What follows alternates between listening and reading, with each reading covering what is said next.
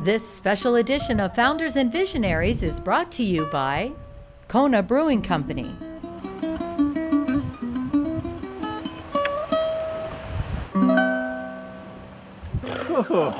That's the song for the ukulele right there.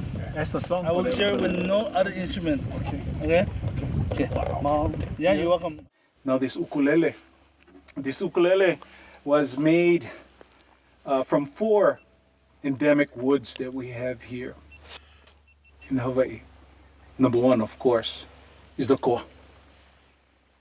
Koko'olau, ohia, and the iliahi. The iliahi is the sandalwood. Yeah. So, take a whiff. Smell it? No, it's good. Yeah? You smell good? That's the iliahi. That's the iliahi. And funny, you know, when I was painting, whenever I strum, I get a whiff of the iliahi, you know. And that kind of goes, oh yeah, oh, now, yeah. So people can sponsor a tree, have the experience of coming up here and planting the tree, but there's another way that you've created for them to stay connected to that tree too. Explain that. When we started this from an investor's point of view, one of the big concerns was, how do I know that my tree is my tree and that no one has been sold the same tree? And so we looked at a variety of technologies and finally settled on RFID tags, which is an electronic serial number that you can attach to the tree. And that electronic serial number has allowed us to track all of the history of that tree, both its parentage and its care and its GPS location in the field. And because we're able to do that, maps can be generated that show the exact location of every tree and the identity of that tree. So if someone has sponsored that tree and they look at that map and they click on their tree, it'll bring up all the information about that tree. So now with your own GPS numbers, you can actually go online and click in and watch your tree grow. Absolutely. In fact, the tree that you planted, you'll be able to zoom right in on that location and see the tree as it is today and how it grows over the next years. That's cool stuff. All right. Mahalo. You're welcome. And I know that you've also shared with me, not only do people do trees in memory of, but at times you've had people who will bring ashes up and want to put them in the dirt with the tree so that the tree actually absorbs you know, the DNA of that person, which is fascinating. It is. A lot more personal than when you adopt a star and you get a certificate for that. So. And I think one of the reasons that this has been so successful is people that donated money to conservation organizations for reforestation, they'd donate their money, it'd go into a pool, and somewhere people were planting trees. But in our case, there's such a complete link between their sponsorship and an exact tree that there's a sense of ownership or identity with it that is much more compelling than just donating money to a cause. This is a perfect example of life, that it nurtures us together. And yet, God brought us here to this special place today. That is priceless, there are no boundaries, that is wonderful. Thank you. I think what really separates this is if you think about it globally or you know, larger than yourself, and people look at what's going on and they go, oh, deforestation, it's such a big deal. You know, I'm going to make a donation. I don't know if it did any good, you know, that sort of thing. Whereas with what we're doing, they can not only be part of the bigger picture, but if they want to drill down and see the granular impact that they have, they can say, that's my tree right there. I'll help put that in the ground. And I think that connectivity makes everybody's individual efforts come together, so you kind of get both. You get the satisfaction of saying, that's what I did, and then you can step back and see how it impacts with everybody else's efforts. And Jeff, this initial dream of having these trees and reforestation, you've now found a multitude of ways of expanding what's happening out here. Talk to me about some of the other businesses and what else has come out of this. Oh, gee.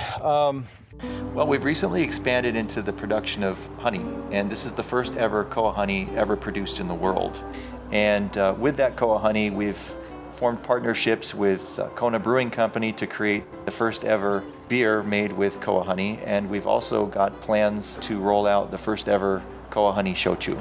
From the outside looking in, most people would say they're not connected, but they really are, because everything we're doing here is trying to show landowners that there are economic solutions to putting forests back. In a nutshell, we're trying to provide an opportunity for landowners to do well while doing good. Tell me about some of the companies in Hawaii who have partnered with you in this effort, either to buy trees or... We have some excellent partnerships. Four Seasons Hualalai has committed to 500,000 trees.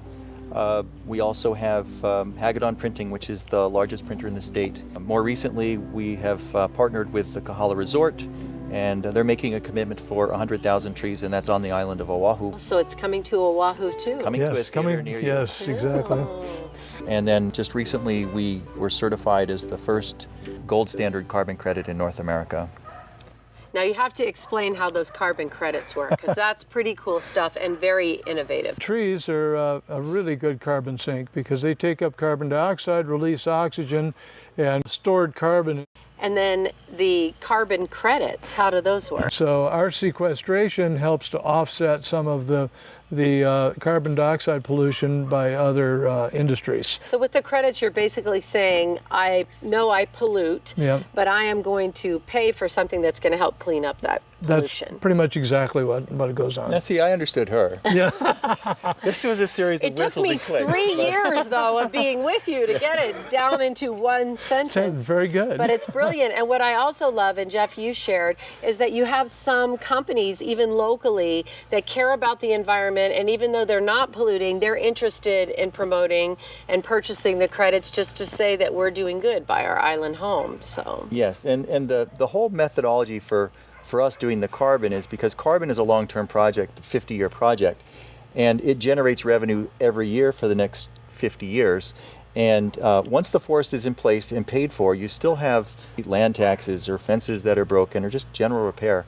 We found that annually, the carbon that's sequestered that can be sold will generate enough income for the forest to maintain that forest for 3 years. So this could push out 150 years. After that, it's somebody else's. We discussed it. It's somebody else's problem. our children's Exactly. Yes. problem. Yeah.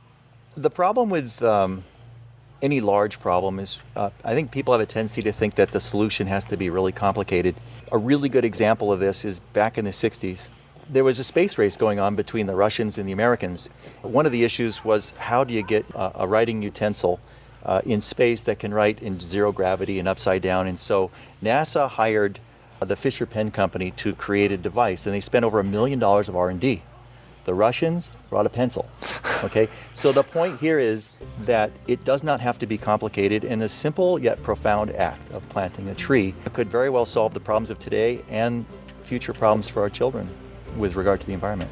And yet the 300,000 trees you've planted and you've poured your heart into every one of them, you've said that equates about how much of the problem in the... Based on current statistics, they clear an area that size about every 19 seconds. So somewhere in the world. Yes, so we have some work to do. But every little bit makes a difference. It absolutely does. And we're a small organization. A lot of times people think, well, if you're small, you don't really have an impact on big things. But anybody who says that has never spent an evening in a tent with a mosquito, right? There's a perfect example of how little things can have profound impacts. So, and we're just doing this in Hawaii, a little spot on the map. And we're making changes here that matter.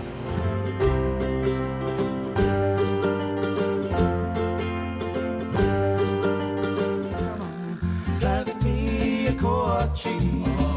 Don't you cry for me. Plant me a koa tree.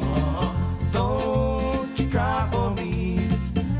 You touched all the people with your music.